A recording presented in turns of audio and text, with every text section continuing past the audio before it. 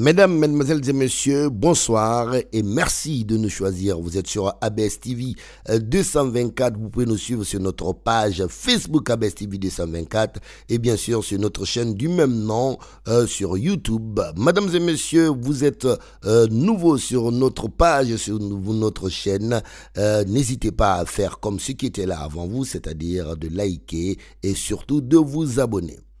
Aujourd'hui, dans notre second numéro, nous allons vous parler de l'histoire rocambolesque vécue entre Moussa Dadis Camara et un escroc ivoirien appelé aussi brouteur ivoirien.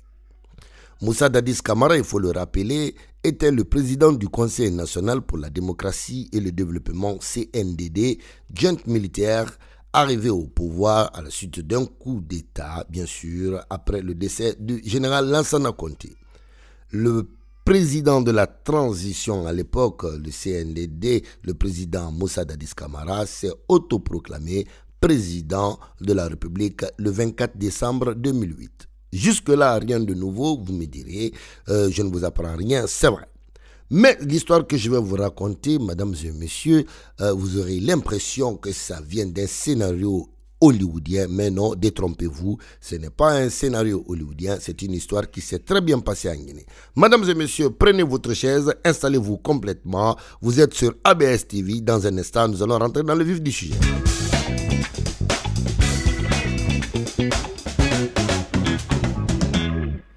Encore une fois, bonsoir et merci de nous choisir. Mesdames et messieurs, l'histoire que je vais vous raconter mérite vraiment toute notre attention et surtout mérite ici des réflexions. C'est à se demander si les présidents guinéens sont des proies pour les escrocs. Les escrocs, appelés dans la communauté camerounaise ici des Féman, chez les Ivoiriens on les appelle des brouteurs, chez les Guinéens on les appelle des bandiramins, des cambremba, bref, tout ce qui n'est pas sérieux. Ces hommes, ces escrocs, ont la particularité d'être des beaux parleurs. Ils ont cette particularité d'être toujours bien taillés, bien habillés, bien parfumés. Des gens qui ont de la classe, qui dégagent la confiance par leur façon de faire.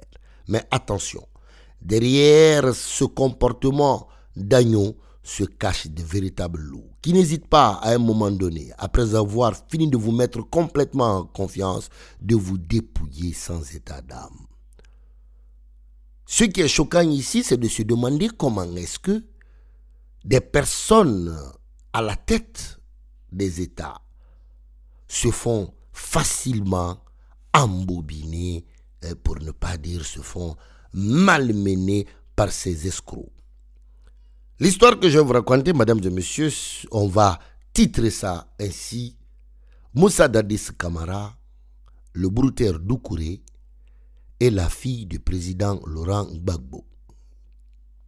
Pour la petite histoire, il faut toujours savoir qu'à chaque fois qu'il y a une opportunité, l'escroc est cet homme ou cette femme qui a toujours un coup d'avance. L'escroc calcule ce que vous ne calculez pas. L'escroc voit le détail. Il calcule. Il attend. Il est patient. Mais il frappe avec précision. Ce sont des hommes ou des femmes qui ont cette intelligence hors du commun.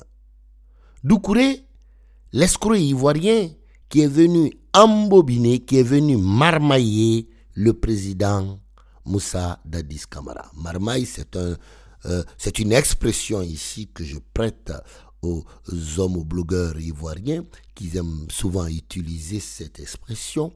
Il faudrait savoir ici que vraiment, Moussa Dadis a été marmaillé. Doucouré, après avoir compris qu'il y a un coup d'État en Guinée et que les personnes qui sont arrivées au pouvoir n'étaient pas préparées pour exercer la fonction de chef d'État, il a senti qu'il y avait un coup véritable à jouer.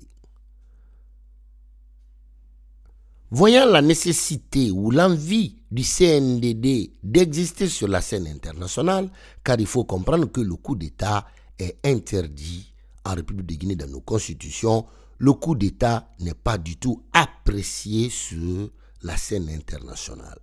Forcément, la junte au pouvoir avait cette mission non seulement de rassurer les Guinéens de l'intérieur, mais aussi de rassurer la communauté internationale.